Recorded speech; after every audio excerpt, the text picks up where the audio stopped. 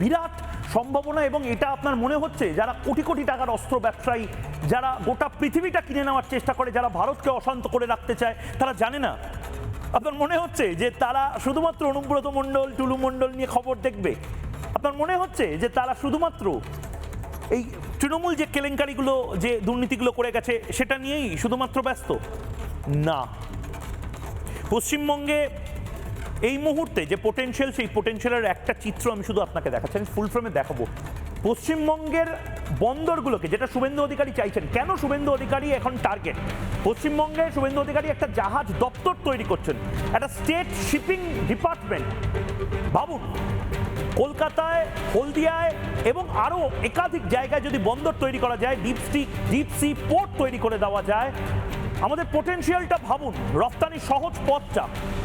এই পশ্চিমবঙ্গের বিভিন্ন রুট দিয়ে আমরা বাংলাদেশ, মিয়ানমার, থাইল্যান্ড হয়ে কত সহজে মাল সরবরাহ করতে পারবো বিভিন্ন জায়গাতে। এবং মাথায় রাখুন, বার্মাতে একটা সিটওয়ে পোর্টও তৈরি হচ্ছে, যে সিটওয়ে পোর্টটার জন্য ইতিমধ্যে কাজ অনেকটা এগিয়ে গেছে। এরপর আমি আপনাকে খুব গুরুত্বপূর্ণ একটা অংশ দেখাবো। আমি এখানটায় দেখালাম এই ভিয়েতনাম হয়ে কি করে চায়না বেরিয়ে যাওয়া যায় এবং খুব সহজে বেরিয়ে যাওয়া যায়। এবার আমি খুব গুরুত্বের একটা অংশ আপনাকে দেখাবো, ভালো করে দেখুন। বার্মা বা মায়ানমারে ভারত একটা পোর্ট তৈরি করছে, সিটওয়ে পোর্ট। এই সিটওয়ে পোর্টটা যদি তৈরি হয়ে যায়, আমি ফুল ফ্রেমে দেখানোর জন্য বলবো, এই বার্মার এই পোর্টটা আইজল হয়ে মাল বিভিন্ন জায়গাতে ছড়িয়ে পড়বে। ভালো করে দেখুন, কলকাতা থেকে সিটওয়ের ডিস্টেন্স মাত্র 539 কিলোমিটার, এবং সেখানে যদি কলকাতা থেকে টনকে টন মাল আমরা বার্মা নিয়ে যেতে পারি, যেটা আমরা নেব এরপরে, সারা ভারতের মাল যদি বার্মা নিয়ে যেতে পারি খুব সহজে, মাত্র 539 কিলোমিটার, হয়তো একটা দিন লাগবে। তারপর সেখান থেকে একটা নদী পথের রাস্তা তৈরি হচ্ছে, যেটাতেও জাহাজ, কলকাতার জাহাজ ঢুকতে পারে এবং সেখান দিয়ে আইজল পৌঁছে যেতে পারে, এবং আইজল থেকে গোটা নর্থ ইস্ট, চায়না, সমস্ত জায়গায় পৌঁছাতে পারে। মায়ানমারে তো পৌঁছাতেই পারে। ডিপ স্টেটের বা পাকিস্তানের দালালদের চিরবির করবে না? কর্নেল দীপ্তাংশু চৌধুরী, কি বলবেন?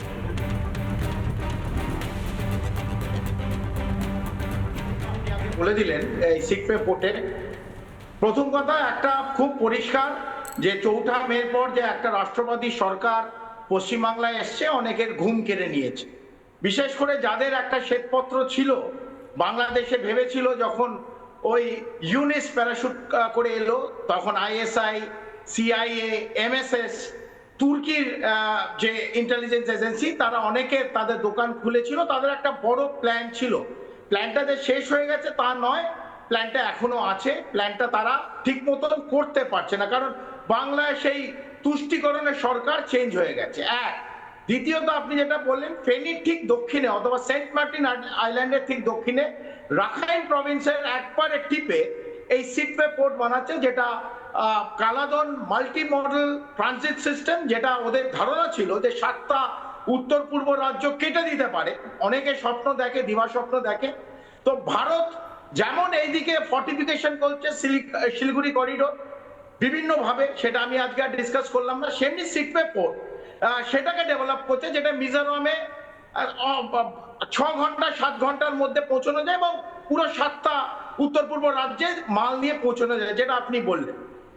এবং পশ্চিমবাংলা যেটা মূল কথা, যেটা ভূ রাজনীতির কথা হচ্ছে, যেমন আমাদের 2217 কিলোমিটার বাংলাদেশের সঙ্গে যে আমাদের ইন্টারন্যাশনাল বর্ডার, রাষ্ট্রীয় সীমান্ত, সেমনি জলের যে সীমান্ত সেটা হচ্ছে প্রায় 721 কিলোমিটার।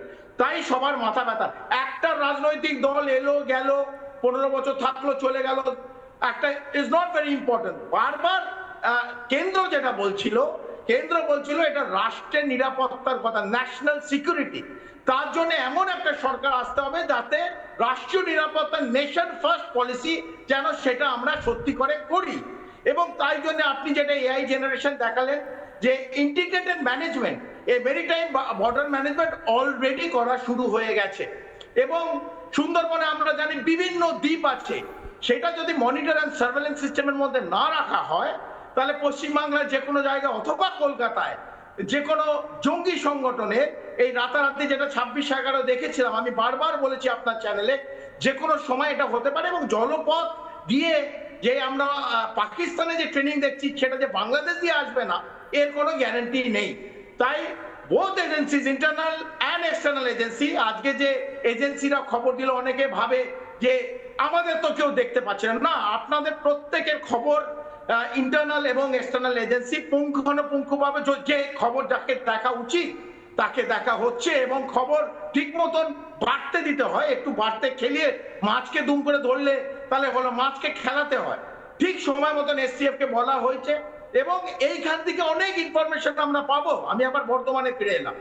তাই যে যে এম নিয়ে, যে প্লট নিয়ে এই বিভিন্ন আইএসআই অথবা যারা 0.5 ফ্রন্ট, যারা পশ্চিমবাংলা এখনো দিবাস্বপ্ন দেখছে যে পশ্চিমবাংলায় আক্রান্ত করবে, হাই ভ্যালু টার্গেট, সেটাই এই সময় মুখ্যমন্ত্রী শুভেন্দু অধিকারী মহাশয় তাদের হাই ভ্যালু টার্গেটকে কিছুভাবে অ্যাটাক করতে পারে। আমার মনে হয় এগুলো বিফল হবে, বারবার হয়েছে, এখনো হবে। এখন নেশন ফার্স্ট পলিসিতে সরকার চলছে, যে আসবে তার মাথা গুঁড়ি দেওয়া হবে। আমার মনে হয় ময়ূক এই যতই প্ল্যান করুক এগুলোতে তারা সফল হবে না।